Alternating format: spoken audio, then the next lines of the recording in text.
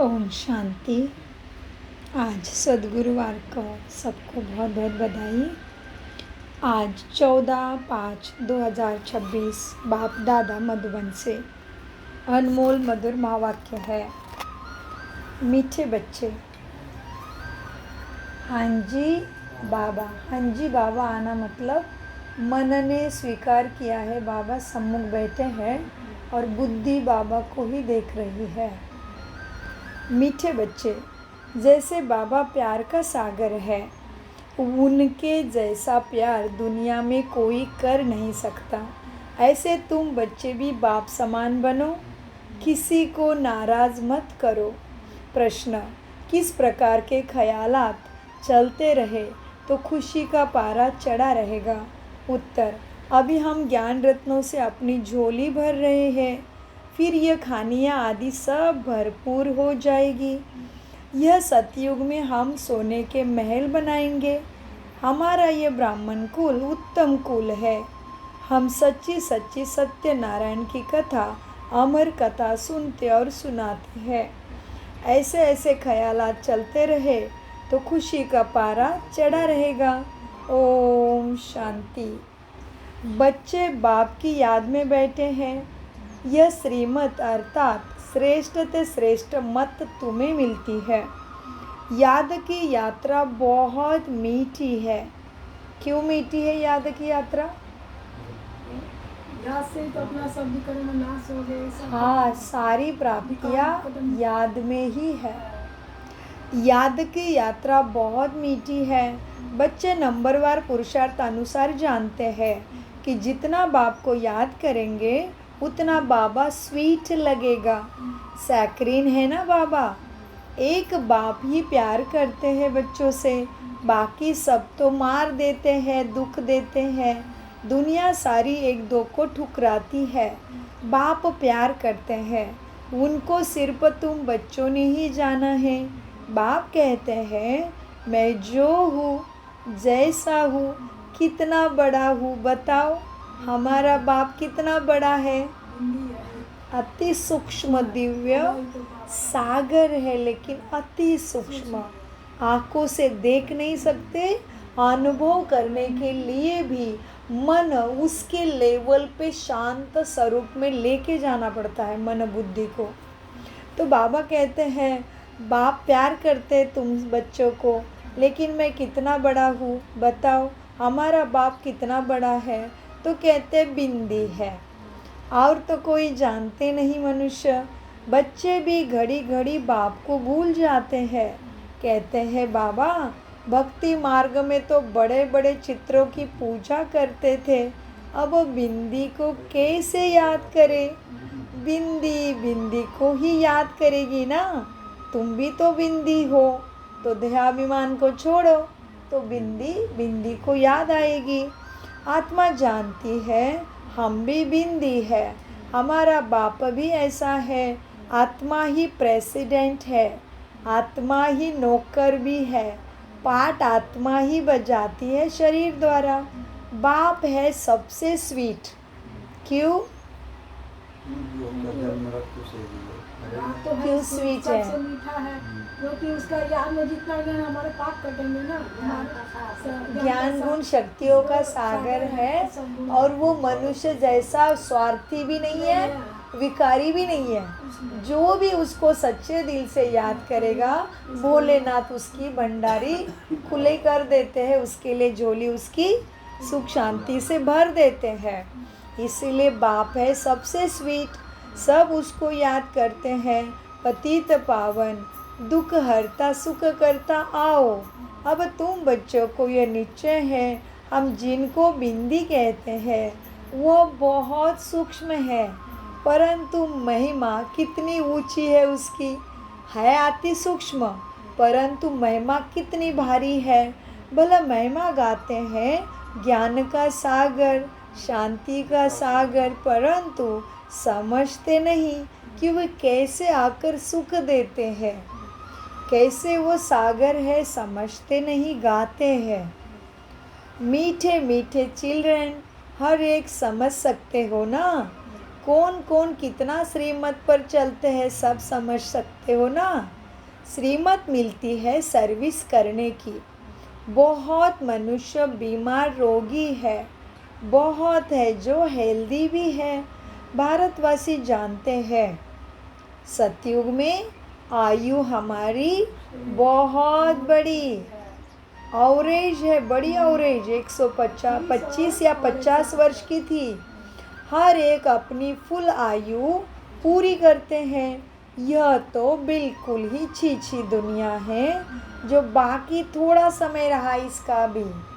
मनुष्य बड़ी बड़ी धर्मशालाएं आदि अभी तक भी बनाते रहते हैं, जानते नहीं हैं कि यह बाकी कितना समय रहा है अभी कलयुग का। मंदिर आदि बनाते रहते, लाखों रुपए खर्च करते, उनकी आयु बाकी कितने समय होगी तुम जानते हो। यह अभी टूटे के टूटे, क्योंकि कलयुग ही पूरा होने वाला है तो मंदिर इनके कैसे रहेंगे। भले लाखों वर्ष के खर्च करके बनाए, लेकिन टूटे के टूटने वाले हैं सब। तुमको बाबा मकान आदि बनाने के लिए कभी मना नहीं करते। तुम अपने ही घर में एक कमरे में ये रूहानी कम हॉस्पिटल बनाओ, सबको राजयोग सिखाओ।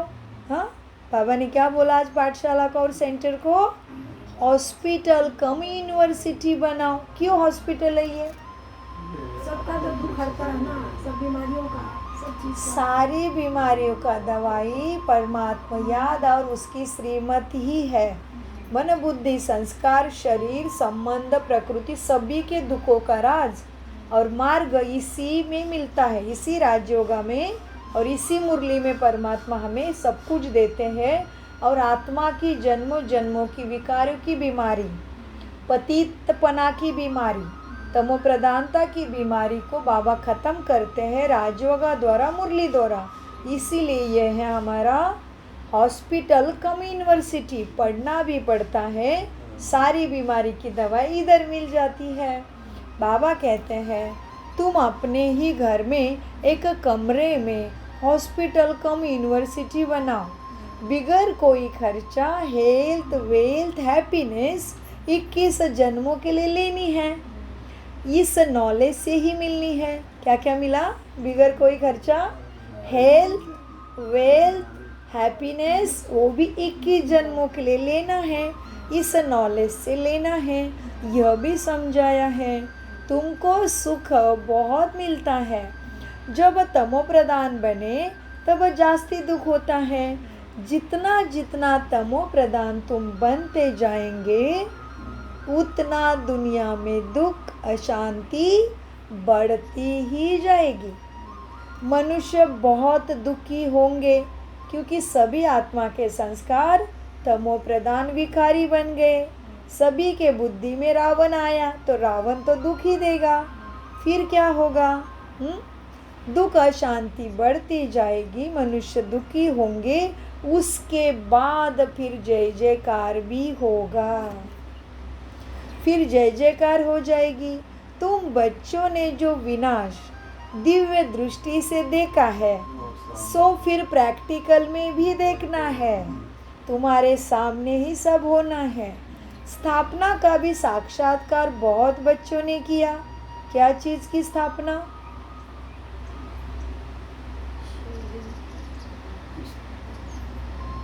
सतयुग की नई दुनिया की स्वर्ग के स्थापना का भी साक्षात्कार बहुत बच्चे ने किया है। छोटी बच्चियां बहुत साक्षात्कार करती है क्योंकि उसका मन पवित्र है। ज्ञान कुछ भी नहीं था तो छोटी बच्ची में पहले दादी रतन मोहिनी दादी गुलजार दादी ने बाबा का अव्यक्त बाबा का रथ गुलजार दादी ने प्रथम 90 वर्ष में ही सब कुछ देख लिया, कृष्ण देख लिया, उसके साथ रास रच के आ गई, साक्षात्कार में चली गई, ध्यान में चली गई। तो बाबा कहते हैं छोटी बच्चियां बहुत साक्षात्कार करती थी, ज्ञान तो उसको कुछ भी नहीं था। पुरानी दुनिया का विनाश भी ज़रूर होना है। तुम बच्चे जानते हो बाप ही आकर स्वर्ग का वर्षा तुम्हें देते हैं। कौन जानता है? हाँ, परंतु बच्चों को फिर भी पुरुषार्थ तो करना होता है। क्यों पुरुषार्थ? ऊंच पद पाने का, क्योंकि ये क्या है, godly world spiritual university for better world.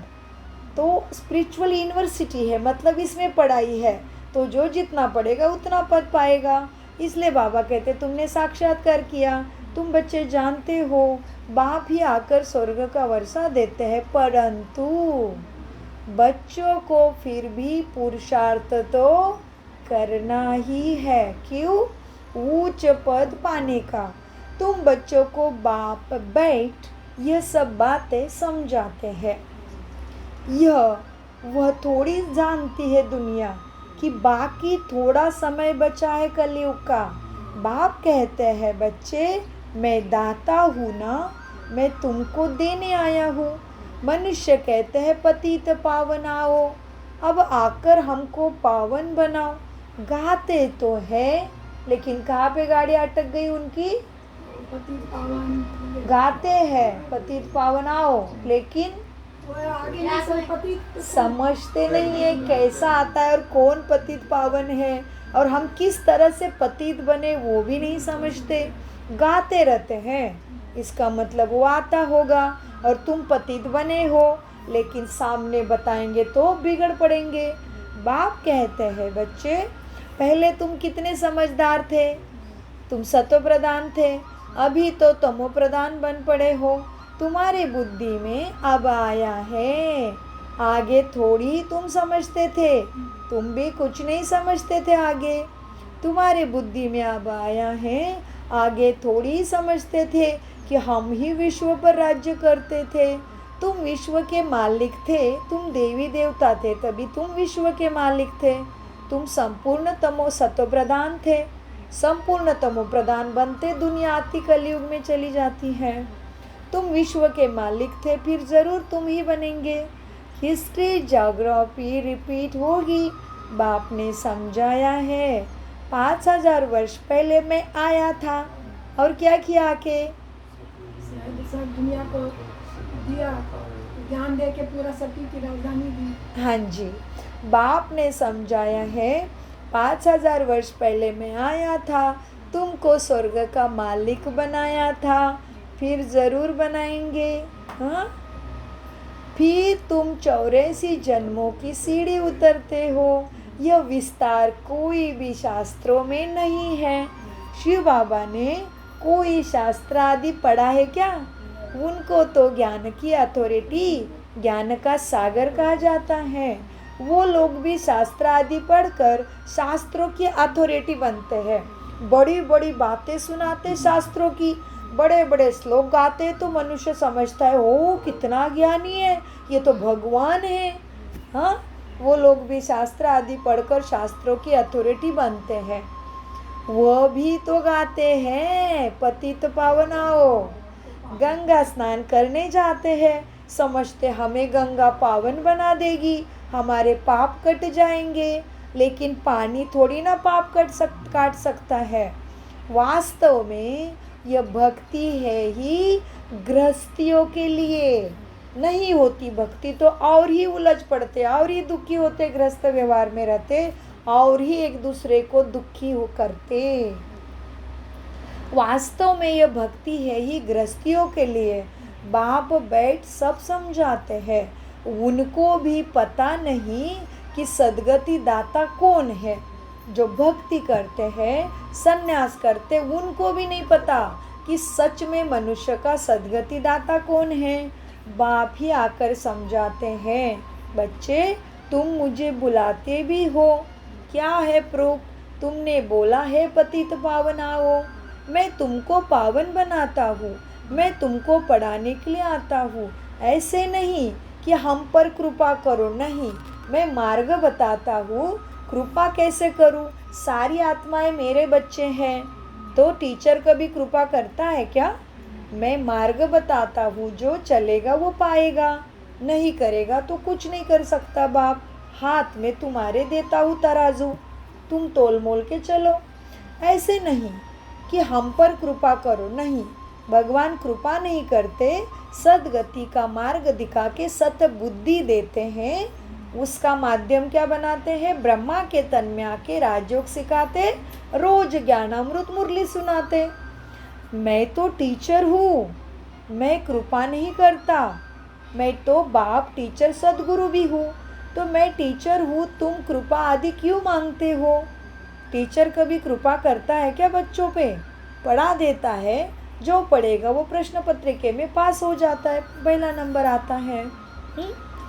ऐसे नहीं, हम पर कृपा करो, नहीं। मैं तो टीचर भी हूँ, तुम कृपा आदि क्यों मांगते हो? आशीर्वाद तो अनेक जन्म लेते आए हो ना। अब आकर माँ बाप की मिल्कियत का मालिक बनो। तो पढ़ो, मैं बाप हूँ, देने आया हूँ, ले लो, काबिल बन के ले लो। हाँ, तो बाप की मिल्कियत का मालिक बनो तो क्या करना पड़े? पढ़ना पड़े। अब आकर माँ बाप की मिल्कियत का मालिक बनो और आशीर्वाद क्या करेंगे? दूसरा मार्ग तो बताया, यही आशीर्वाद है। बच्चा पैदा हुआ और बाप की मिल्कियत का मालिक बना।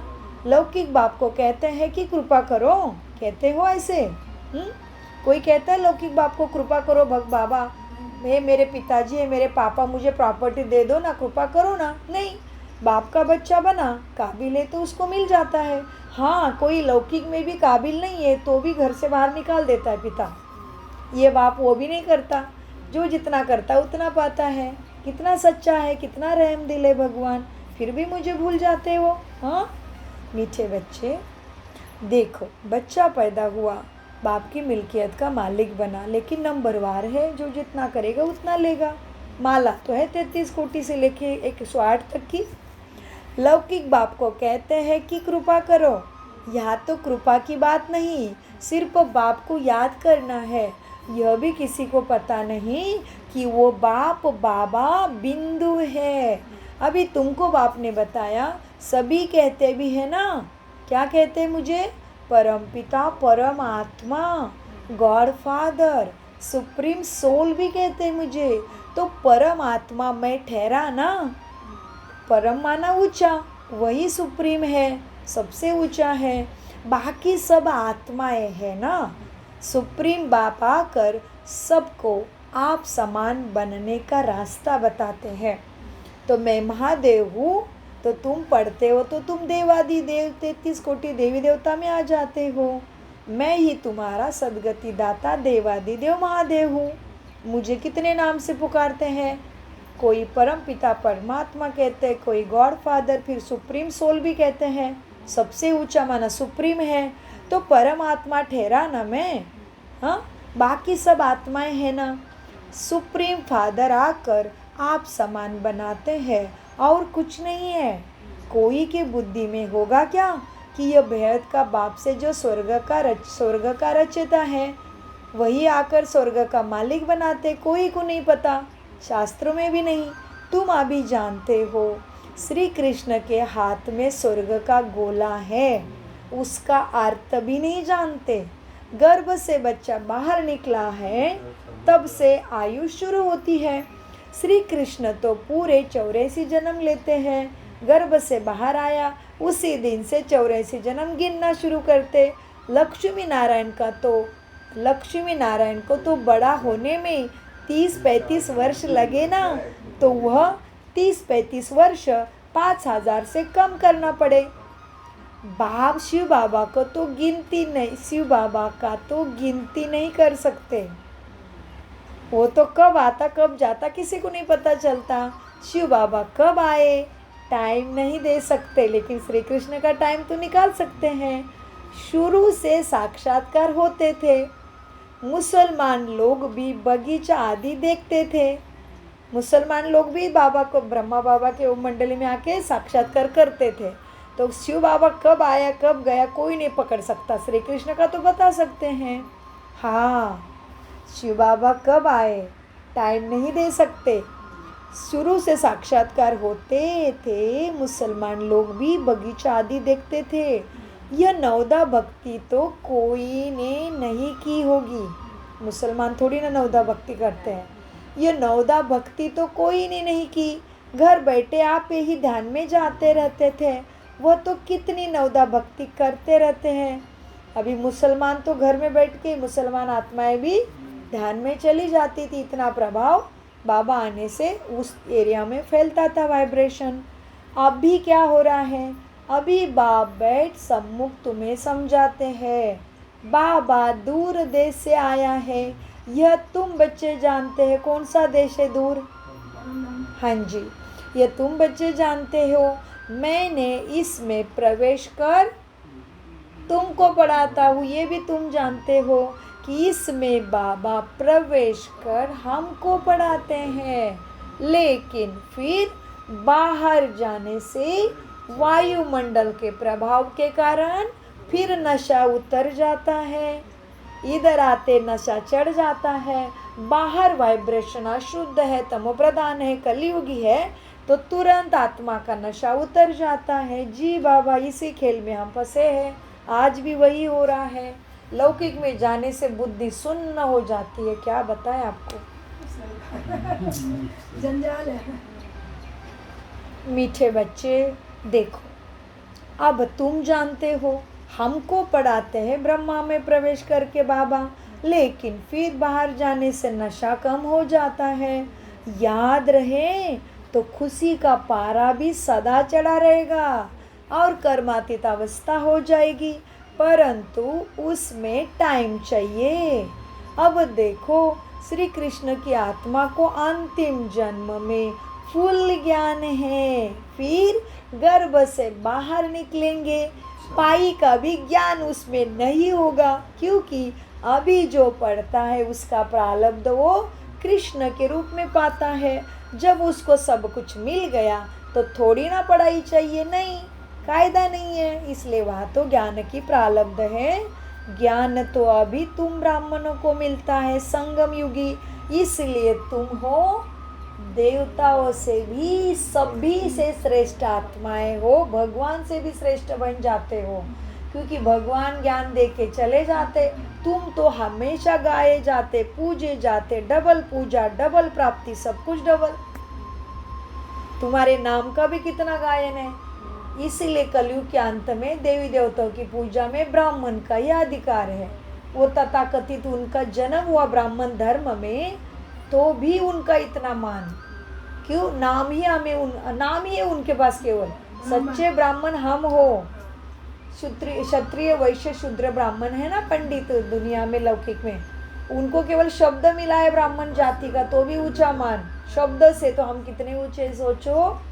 तो बाबा कहते मीठे बच्चे, बाप आकर समझाते हैं श्री कृष्ण ने कोई मुरली नहीं बजाई है। पहले तो ऐसे ही सोचते वो तो मुरली सुन के भगवान की मुरली सुन के ब्रह्मा के तन में बैठ के कृष्ण के आत्मा ने अपने को संपूर्ण संपन्न बाप समान बनाया।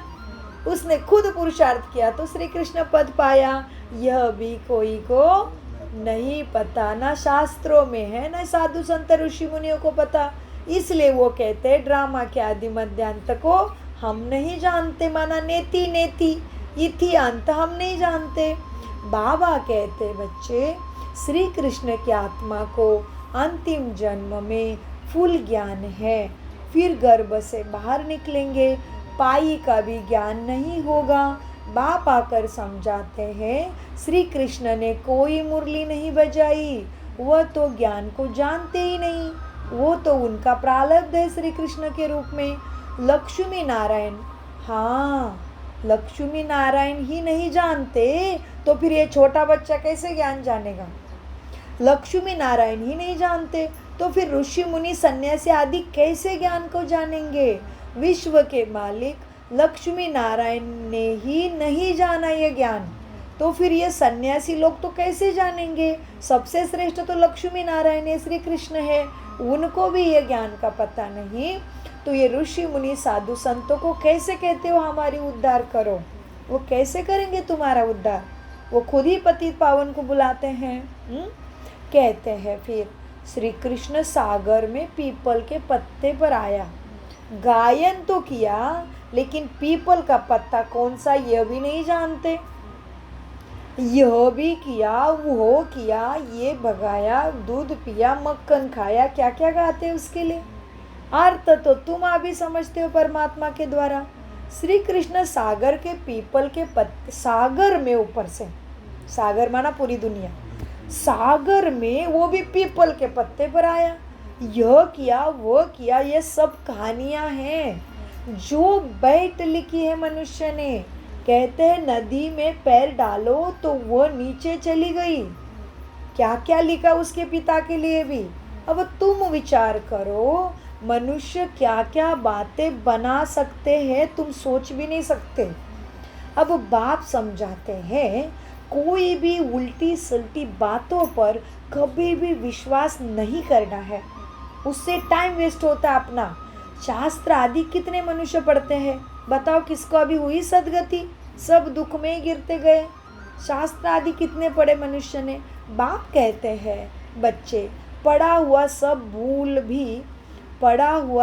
भूल जाओ अभी शास्त्रों को।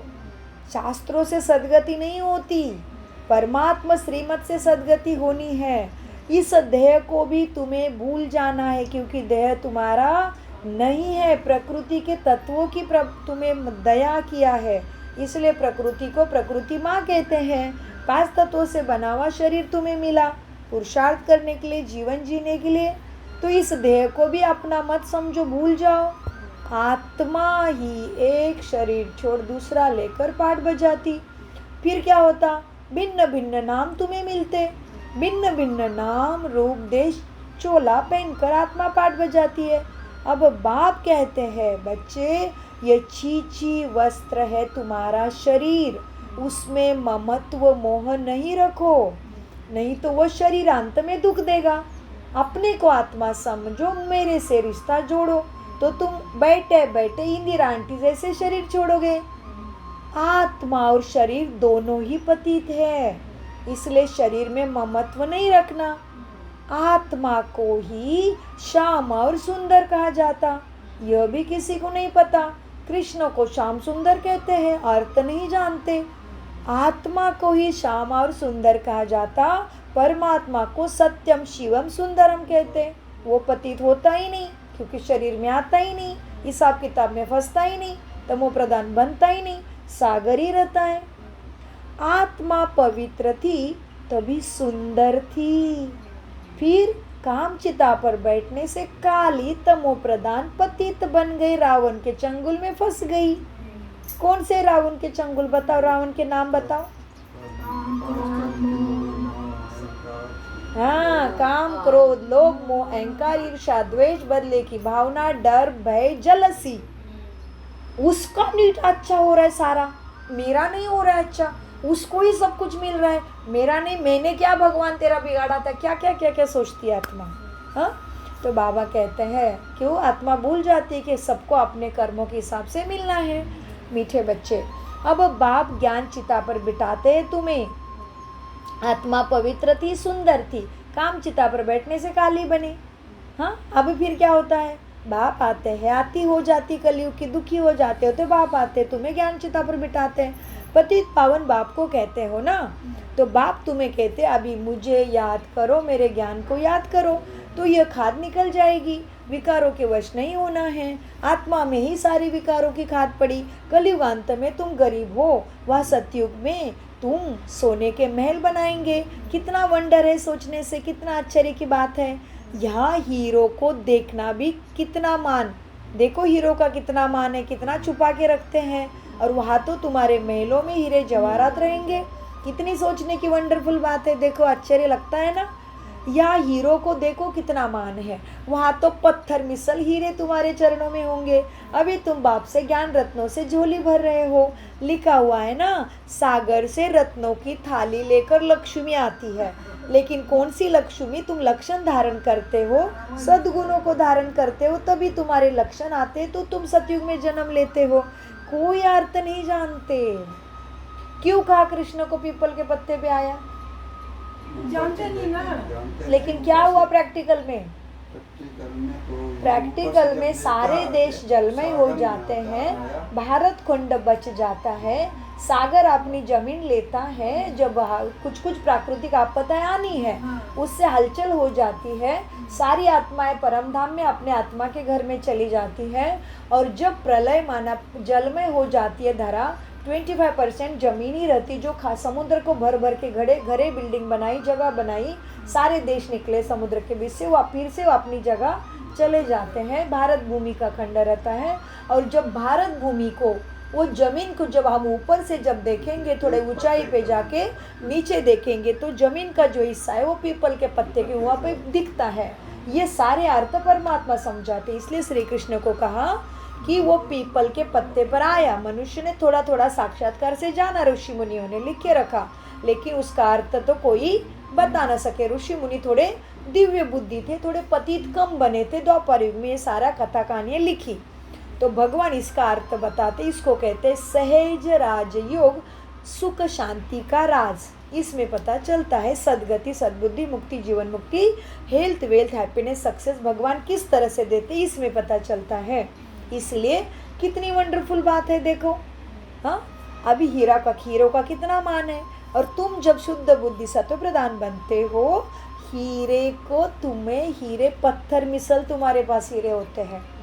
अभी तुम बाप के ज्ञान रत्नों से झोली भरते हो, तभी तुम हीरो के महलों में रहने योग्य बनते हो।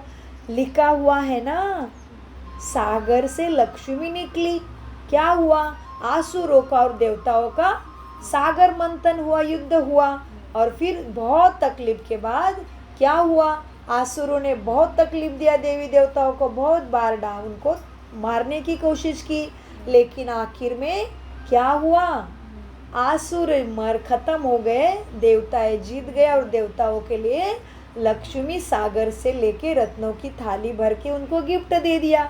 ऐसे कहानी बनाते, लेकिन अर्थ तो सदगति दाता परमात्मा ही बताते हैं। वो केवल कहानियाँ लिख के चले गए। अभी देखो लिखा हुआ है, सागर से रत्नों की थाली भर ले आते हैं। सागर से जितनी भी चाहिए उतनी लो ना, फिर खानियाँ ही भर्त हो जाती है तुम्हारे लिए, वो कुछ नहीं जानते हैं। तुमने साक्षात्कार भी किया है कि तुम्हारे महल कैसे सोने मानिक रत्नों के होंगे। माया मचंदर का भी खेल दिखाते हैं। उसने देखा सोने की ईंट पड़ी है, ले जाता हूँ, नीचे आया तो कुछ भी नहीं था, वहाँ तो सोने की ईंटों के महल बनाएंगे तुम। ऐसे ऐसे ख्यालात आने चाहिए तुम्हें, तो खुशी का पारा चढ़ा रहेगा। कुछ भी हिसाब किताब है फिर भी चुक तो हो जाएगा धीरे धीरे। तुम्हें रंज होके, नाराज़ होके ना पढ़ाई छोड़नी है, ना दूसरे को नाराज़ करना है। हाँ, बाप का परिचय देना है सबको। सारी कहानी सुना के बाबा चारों सब्जेक्ट में लेके आते हैं। कौन से 4 सब्जेक्ट है बच्चों पढ़ाई के? बहुत अच्छा। तो बाबा कहते तुमने साक्षात्कार किया है, माया मचिंदर का भी खेल देखते हैं। उसने देखा सोने की ईंट लेके जाओ, ले जाता हूँ, नीचे आया तो कुछ भी नहीं था, वहाँ तो सोने की ईंटें हैं, ईंटों के महल बनाएंगे। ऐसे ऐसे ख्यालात आने चाहिए तुम्हें, तो खुशी का पारा चढ़ा रहेगा। बाप का परिचय भी देना है। शिव बाबा 5000 वर्ष पहले भी आया था, यह किसी को भी नहीं पता, यह तुम जानते हो, तो सबको बाप का परिचय देना चाहिए। तुम्हारा यही कर्तव्य है। तुम जानते हो 5000 वर्ष पहले आकर तुमको बाप ने राजयोग सिखाया था, कल्प कल्प तुमको ही सिखाएंगे। जो जो आकर ब्राह्मण बनेंगे फिर वह देवता भी बनेंगे। देखो विष्णु का विराट रूप भी बनाते हैं, कैसे उसको अलग अलग मुंडी लगाते हैं, लेकिन अर्थ नहीं जानते। यही चतुर्भुज विष्णु माना कृष्ण की आत्मा, और तुम सब उतरती कला और चढ़ती कला खेल खेलते हो। इसी का विष्णु का चतुर्भुज विराट रूप बनाते, अर्थ नहीं जानते, सोचते भी नहीं कि किसी एक मनुष्य को इतनी मुंडी लगने से कैसे चलेगा, वो कैसे इस धरती पे रह पाएगा। सोचो तो ज़रा, विराट रूप भी बनाते, अर्थ नहीं जानते। उसमें ब्राह्मणों की चोटी ही गुम कर दी, सबसे ऊंचे ब्राह्मण थे उनको गुम कर दिया विष्णु के विराट रूप में। ब्राह्मणों का कुल बहुत उत्तम गाया जाता है। ये दुनिया ही में है जिस्मानी ब्राह्मण, तुम हो रूहानी। अच्छा, क्या फर्क है जिस्मानी और रूहानी में, बताओ बच्चों? बाबा कहते वो दुनिया में है जिस्मानी ब्राह्मण, तुम हो रूहानी ब्राह्मण। जिसका शरीर क्या है वो ब्राह्मण, और रूहानी जो है जिसका शरीर नहीं है वो ब्राह्मण। जैसे हम लोग अपने शरीर को नहीं समझ रहे हैं, आत्मा ही समझ रहे हैं। अच्छे से बताओ एक जन। वो है जिस्मानी ब्राह्मण, तुम हो रूहानी ब्राह्मण। माना जिस्मानी माना जिस्मानी में जिसका शरीर है उसका वो ब्राह्मण हुआ हुआ समझो। ये दुनिया के हमने बनाए हुए तथाकथित जाति में उसने जन्म लिया है तो उसको मिला है ब्राह्मण पंडित। और हम है रूहानी ब्राह्मण माना आत्मा के लेवल से सदगति का पढ़ाई कर रहे हैं, देहाभिमान को छोड़ रहे हैं, विकारों को छोड़ रहे हैं। तो बाबा कहते वो है जिस्मानी ब्राह्मण, तुम हो रूहानी। रूह माना प्रकाश, ज्योति, लाइट। ये है उर्दू शब्द। रूहानी कैसा शब्द है? उर्दू। तुम हो रूहानी ब्राह्मण, तुम हो सच्ची सच्ची कथा लक्ष्मी नारायण की सुनते हो। यही सत्यनारायण की कथा अमर कथा है जो तुम सुनते हो। तुमको अमर कथा सुनाए अमर बना रहे हैं अमरनाथ परमपिता परमात्मा शिव बाबा। यह है मृत्यु लोक। ये मृत्यु लोक खत्म होना होता है तभी परमात्मा अमर कथा सुनाने, लक्ष्मी नारायण की कथा सुनाने, सत्यनारायण की कथा सुनाने आए हैं। तो यही सच्ची अमर कथा है। शिव बाबा कहते हैं मैं तुमको लेने आया हूँ, तैयार हो? अच्छा, जो तैयार नहीं होगा उसके लिए क्या होगा? जा नहीं सकेगा। और हम लोग हमको पटना में बैठा के ले जाएंगे। और बहुत पीड़ा होगी। पीड़ा इतनी होगी, आत्मा बोलेगी मुझे कुछ नहीं चाहिए, भगवान उठा ले। जी, लेकिन सुख है तो क्या कहते हैं, हमारा इधर ही स्वर्ग है। वो तो है। सब कुछ ठीक ठाक चलता है तो स्वर्ग इधर ही है। और दर्द किधर से दर्द आएगा, बीमारी आएगी, रिश्तों में दुख मिलेगा, तभी भगवान याद आता है। तो बाबा कहते हैं, शिव बाबा कहते हैं मैं तुमको लेने आया हूँ तो खुद को आत्मा समझ के चलो। शरीर नहीं हो, शरीर तुम्हें पाठ बजाने के लिए प्रकृति माँ से और परमात्मा प्यार से मिला है। मैं तुमको लेने आया हूँ। हाँ जी बाबा। शिव बाबा कहते हैं मैं तुमको लेने आया हूँ। कितने ढेर आत्माएं होगी? आत्मा वापस घर में जाती है तो कोई आवाज़ थोड़ी होता है। मधुमक्खियों का झुंड कैसा जाता है तो आवाज़ कितना होता है, लेकिन आत्मा ये सारी जाएगी, थोड़ी भी आवाज़ नहीं होगा। रानी के मधुमक्खी का उदाहरण दे रहे बाबा कि है तो मकड़ी, मधु कीड़ा ही है तो फिर भी आवाज़ करता है। तुम कितने ऊंचे हो, आत्मा हो, इस सृष्टि के मालिक हो, तुम्हारी वजह से 84 लाख योनि और प्रकृति पावन होती है, फिर भी एक भी आवाज़ नहीं कर सकती आत्मा शरीर से निकले। तो ये बाबा को बताना है, आत्मा की अति सूक्ष्मता बाबा को बताना है कि साइलेंस का अनुभव इसी शरीर में करो तभी वो फ्रीक्वेंसी बाबा से मैच होगी। इसलिए बाबा मधुमक्खी का उदाहरण दे रहे हैं, और भी इसके ऊपर चिंतन कर सकते हैं। बाबा कहते हैं बच्चे, मधुमक्खियों का झुंड जाता है तो आवाज़ कितना होता है। वो मधुमक्खी की रानी की पिछाड़ी मधुमक्खियाँ सब भागती है, उनकी आपस में कितनी एकता है वो देखो। हे मधुमक्खी, बुद्धि नहीं है तुम्हारे जैसे, फिर भी उनके रानी के पीछे ही भागते हैं, और तुम्हारा बाप आया है लेने के लिए, मुझे भूल जाते हो। देखो, भ्रमरी का मिसाल यहाँ का ही है, तुम्हारे लिए है। उसको कैसे अपने आप को बंद कर लेती है, क्योंकि उसको बटरफ्लाई फुल क्या बनना है। भ्रमरी अपने को बंद कर लेती है, वो अपने ही जाल में तो क्या बनती है, उसके बाद तितली, सुंदर तितली बनती है। तो बाबा कहते तुम भी मेरे याद में, मेरे ज्ञान में खुद को बंद कर लो, सब तरफ आके सुनने से भी नहीं सुनो, देखने से भी नहीं देखो।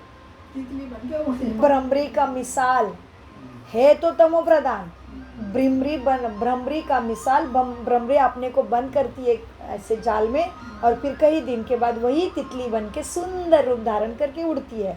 तो बाबा कहते भ्रमरी का मिसाल यहाँ के लिए है, तुम मनुष्य से देवता बना देते हो। अच्छा, तुम भी दूसरे को ऐसे ज्ञान के लिए भ्रमरी बनो।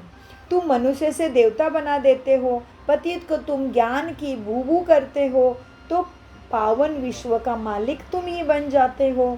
तुम्हारा है प्रवृत्ति मार्ग, उसमें भी मेजोरिटी माताओं की है, इसलिए वंदे मातरम गाया जाता है। ये क्या है प्रवृत्ति मार्ग? तुम्हारा है प्रवृत्ति मार्ग, मतलब संन्यास नहीं है, प्रवृत्ति है, गृहस्थी है। परवृत्ति माना प्रवृत्ति म्हणजे दुसरे सबके साथ रहना है। ऐसे नहीं है कि सबसे दूर जंगल में जाके अकेले ही शांति शांति करना है, नहीं। सबके संस्कार सब है। परिवार में रहते सहते अपने वो बाबा को परवृत्ति के साथ रहते हुए पुरुषार्थ करना है। तो बाबा कहते जी बाबा याद रहे ये माथे में। बाबा कहते तुम्हारा है प्रवृत्ति मार्ग, उसमें भी मेजोरिटी माताओं की है, इसलिए तो वंदे मातरम गाया जाता है। ब्रह्मा कुमारी वह जो बाप द्वारा 21 जन्मों का वर्षा दिलाती है। ओहो, देखो बच्चे, ब्राह्मण टाइटल दूर, देवता बनना तो दूर, ब्रह्मा कुमारी टाइटल मिलने के लिए भी कैसे बनना पड़े। देखो क्या बोला बाबा ने, क्लियर। ब्रह्मा कुमारी वह जो बाप द्वारा 21 जन्मों का वर्षा दिलाती है।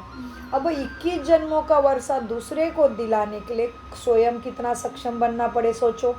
मेरा ही ठिकाना 21 जन्मों में नहीं है, मैं दूसरे को क्या दूंगी। इसका मतलब मैं ब्रह्मा कुमारी ब्राह्मण भी नहीं बनी हूँ अभी तक। ब्रह्मा कुमारी वह है जो बाप द्वारा 21 जन्मों का वर्षा दिलाती है। बाप सदा सुख का वर्षा देते हैं। जो सर्विस करेंगे, लिखेंगे, पढ़ेंगे, वही नवाब बनेंगे। राजा बनना अच्छा या नौकर बनना अच्छा, अपने आप सोचो। पिछाड़ी के समय तुमको सब मालूम पड़ जाएगा कि हम जाकर क्या बनेंगे। फिर बहुत पछताएंगे, हम श्रीमत पर क्यों नहीं चले। बाप कहते हैं बच्चों फॉलो करो। ऐसे भी नहीं, कोई एक कमरा दे देते हैं सेंटर के लिए, खुद मिट्टी आदि खाते रहते हैं। वह पुण्य आत्मा, वह है पाप आत्मा, फिर आश्रय भी नहीं रहेगा। घर में स्वर्ग बनाते हैं तो खुद भी स्वर्ग में होना चाहिए ना। सिर्फ आशीर्वाद पर नहीं ठहरना है बच्चे, बाप की बात को, श्रीमत पर चल, बाप को याद करना है। पवित्र बनकर ही साथ ले जाएंगे ना। तुम पवित्र नहीं बनेंगे तो मेरे साथ नहीं चल पाओगे। पवित्र बनकर ही साथ ले जाएंगे। तुमको तो बहुत खुशी रहनी चाहिए, क्योंकि मुझे कितनी भारी लॉटरी मिली है। भगवान खुद मुझे वर्षा देने आया, पढ़ाने आया, सद्गुरु बन के सद्गति दे मेरे ऊपर कृपा कर रहा है। हाँ, तो तुम्हें कितनी भारी लॉटरी मिली है, तो तुमको कितनी खुशी रहनी चाहिए। तो अभी आज दिन भर अपने आप को जांचना है कि मैं आत्मा ब्रह्मा कुमारी बनने के बाद भगवान ने मौका दिया, निमित्त आत्माएं दी, रहना सहना खाना पीना सारी सुविधा दी, कि मैं खुद को ऐसा बनाया है क्या। मैं क्या बनी हूँ, मैं सतो प्रधान कितनी % बनी हूँ। खुद को पूछो, खुद को जांचो और भगवान ने दी हुई सुविधा को सफल करो। क्योंकि खेल कभी भी पलट सकता है, शरीर कभी भी साथ छोड़ सकता है। कोई भी हिसाब किताब शरीर को कोई भी बीमारी में कभी भी डाल सकता है। हमें पता था, इतनी हट्टी कट्टी दिखने वाली हीना बहन शरीर छोड़ेंगे, पता था, लगा था, विचार में भी आया था। हीना बहन की मूर्ति याद आ रही है, कितनी सुंदर, कितनी सडोल, कितनी हट्टी मस्त थी, कितनी शांत थी। लेकिन कैसा हिसाब आया देखा। लेकिन वो आत्मा बहुत श्रेष्ठ थी। उन्होंने जब से ज्ञान में आए, उन्होंने अच्छे से याद किया। दिन भर बाबा की याद में गीत सुनते थे, गीत गाते थे। कभी मेरे को तो बेटी बाबा ही रात सब रात कुछ भर है। उनकी जगी रहती थी, लेकिन उनके मन में कभी नहीं आया, उनके मन में हमेशा सकारात्मक आया कि मेरी बेटी सही कर रही है। किसी आत्मा के प्रति उन्होंने कभी भी उल्टा सुल्टा नहीं सोचा। एवं एक दिन क्या हो गया, भोग बनाना था, सुजाता बहन ने सेवा ली थी और हिना बहन आते थे, इधर ही आते थे उठ के, तो यहाँ से भोग बना के वहाँ लेके जाते थे हम, इतने लोगों का। और 3:30 बजे उनको बुलाया। सुजाता बहन को रात को सोने में 12 साढ़े 12 बज गए होंगे, अलार्म बजता रहा, मेरे को नींद नहीं खुली। हिना बहन 3:30 बजे से लेके 4 बजे तक बजाते रहे, बेल बजाते रहे, बेल बजाते रहे, सहन शक्ति ख़त्म नहीं हुई।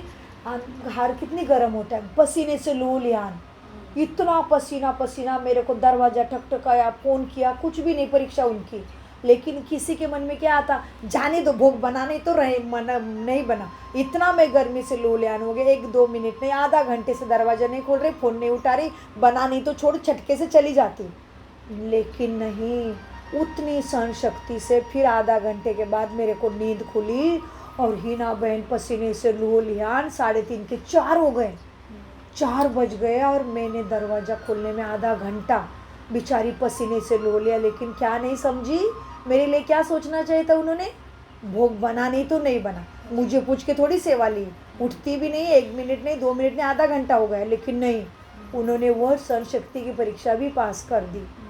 और फिर हिना बहन को ऐसे शरीर अचानक छोड़ा। बहुत गुनी मेरी तो आत्मा, पहले बार आई ना बैंकॉक में, संजू से दोस्ती थी मेरी। बहुत अच्छी अगर आत्मा, बेटी से थोड़ा मिलती थी, सारी तो शक्तियाँ थी उनके अंदर। तो मेरे को बुलाई थी खाने पर अपना घर पे, जब वो उसमें आँख में रहती थी किसी हाँ। को पहले बार आई ना, तो बुलाई थी। सबके प्रति बहुत प्यार उनको, पकौड़ी नाश्ता सब बनाई। खिलाती थी, बहुत खिलाती थी सबको।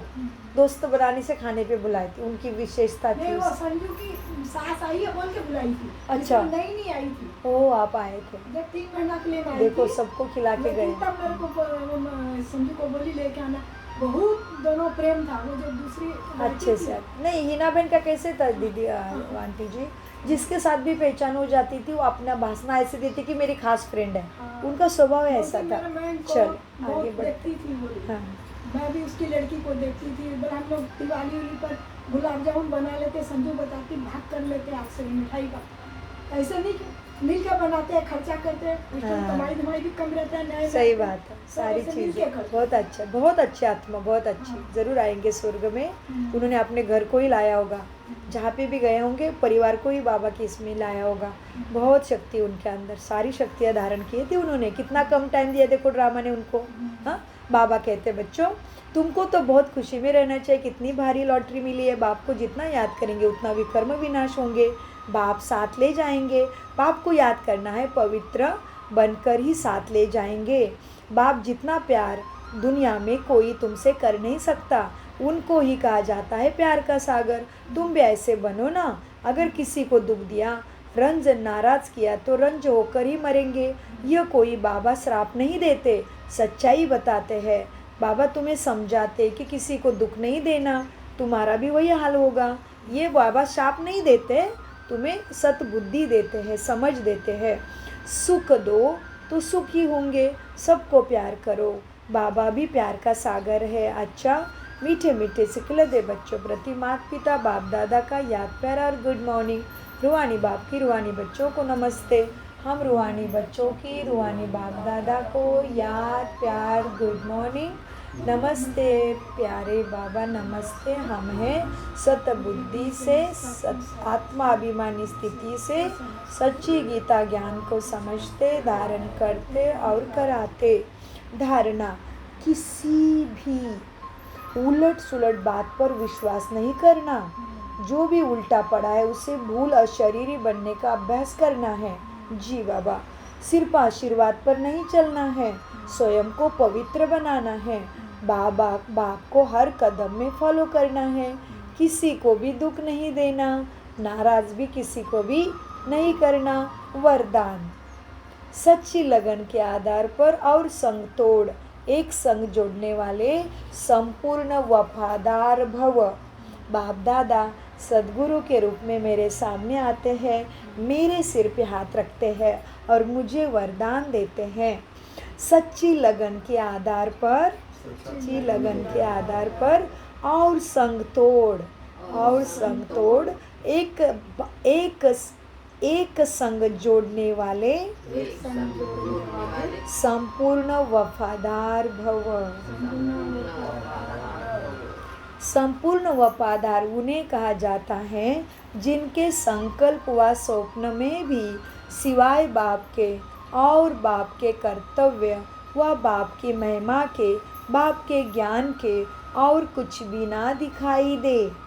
समझे? संपूर्ण वफादार कौन है? एक बाप दूसरा ना कोई।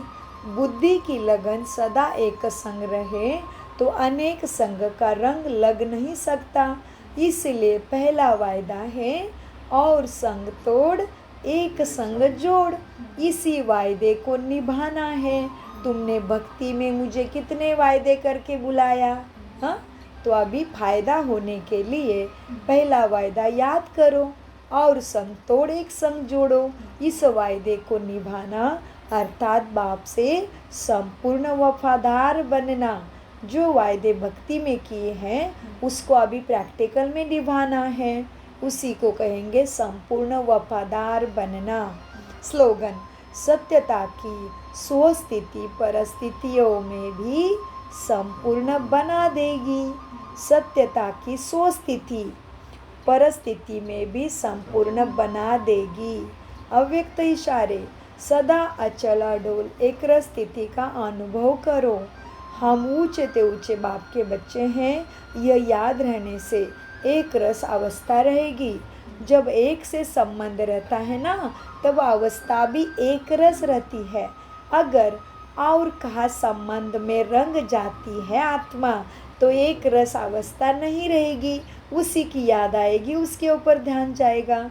तो एक रस अवस्था बनाने के लिए सिवाय एक बाप के और कुछ भी देखते हुए भी न देखो।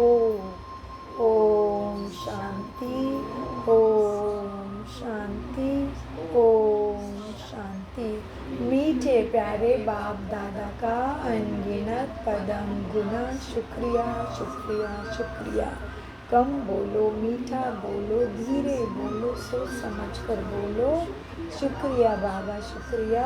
बाबा सदा याद है, बाबा मेरा सदा का साथी है, बाबा साथ है। मेरा तो एक बाबा, दूसरा ना कोई।